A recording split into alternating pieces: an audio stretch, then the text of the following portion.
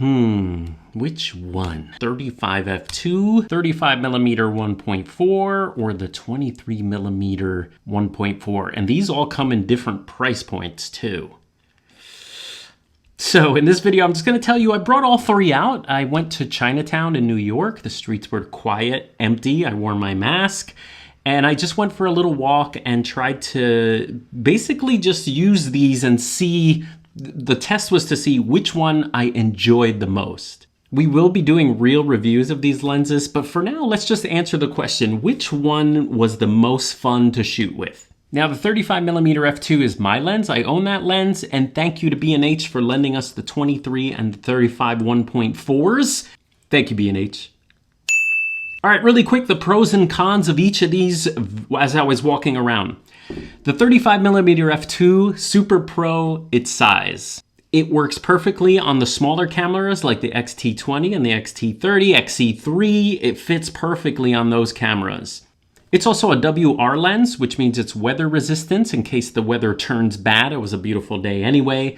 And the last is it focuses super fast, super fast and quiet. All right, the 35mm 1.4, for starters, this comes with a very strange lens hood. I thought that was interesting. It's still a nice small size, so that's a benefit. Not as small as the 35mm f2. However, it's still small enough to fit on the X-T20, X-T30 very comfortably, X-T2, X-T3, X-T4 super comfortably. And the huge benefit I found from the 35 is the 1.4-ness. Every review you read, everyone says it has some kind of quality that they like. I guess I know what they mean. It's the bokeh to sharpness ratio, but it's known for having faults, like it's known for having soft corners, this and that. So the main thing going for this lens is that 1.4 at a 35mm, which is a 50 equivalent full frame. And the 23mm f1.4, the most expensive of the three. It's also the largest. It's also the largest, which fits much better on the X-T2, X-T3, X-T4 bodies, and it's kind of honking big on the X-T20. It's got a very large lens hood, and it also has a clutch mechanism, which allows you to just switch it right to manual focus, which is great. It seems to be the highest quality of all the three. It focuses really fast, and it is the sharpest of all three of these. Quick three negatives of the three. The first one, the main negative is the f2 doesn't get as nice bokeh as these. Now, that doesn't matter if you're shooting anything flat like walls or anything where there's no depth. That doesn't matter. I would take this little lens for its size, and if I'm shooting everything at f8, I would take a 35mm f2 or a 23mm f2.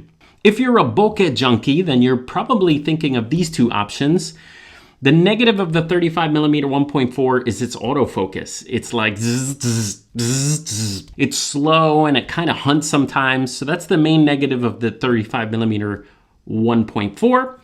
And the negative of the 23 when I was walking around was its size. It was kind of the biggest. When I had it on the X-T2, if I was shooting street photography, it wasn't as stealthy. So your kit is starting to be in the DSLR range. Well, not that big, but you get what I mean. And when you're walking around the street, you will be more noticeable with a camera as opposed to with the 35 f2. So which one did I have the most fun with? And the answer is... bing! The 23mm 1.4 was the most fun. I found that I was reaching into my bag. I wanted the 23 on the camera the whole time. One, the focal length of 23, it's just so much more versatile when you're walking around. I highly recommend if you're gonna have one prime to have a 23mm on a crop sensor. And if you shoot full frame, get a 35mm. I really was impressed that if I used the 23mm 1.4, I was able to get separation from the background. There was really nice bokeh. It also was quick to focus, so it didn't have as many misses as this 35 1.4. And third, it was super hyper sharp, which is, I am a closet pixel peeper. So I love zooming in and seeing how sharp the images are. These guys are sharp, but this guy is sharper. And that is a scientific test I did, the sharper test. So walking around Chinatown, I found that I was walking around the most with the 23, mostly for the focal length.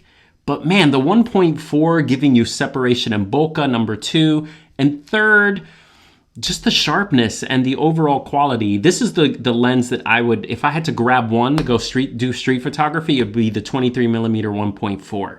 Now, maybe you're asking, what about the 23mm f2? I like that lens as well. I would probably grab that to do street photography as well. I would say that I ended up selling that lens. If you saw that video that I made, I would keep this lens. The 23mm 1.4 is a keeper, and I definitely had the most fun with it. I look forward to shooting more with it and bringing you a full review, but let me know, you guys that have it, in the comments. Tell me what you think of it. And maybe if you want to link up your Instagram, maybe you can link up a Flickr. We can see some of your 23mm 1.4 images. We'd love to see them. All right, I'll see you guys next time. Fun. This was fun, this one. Man, should I keep it?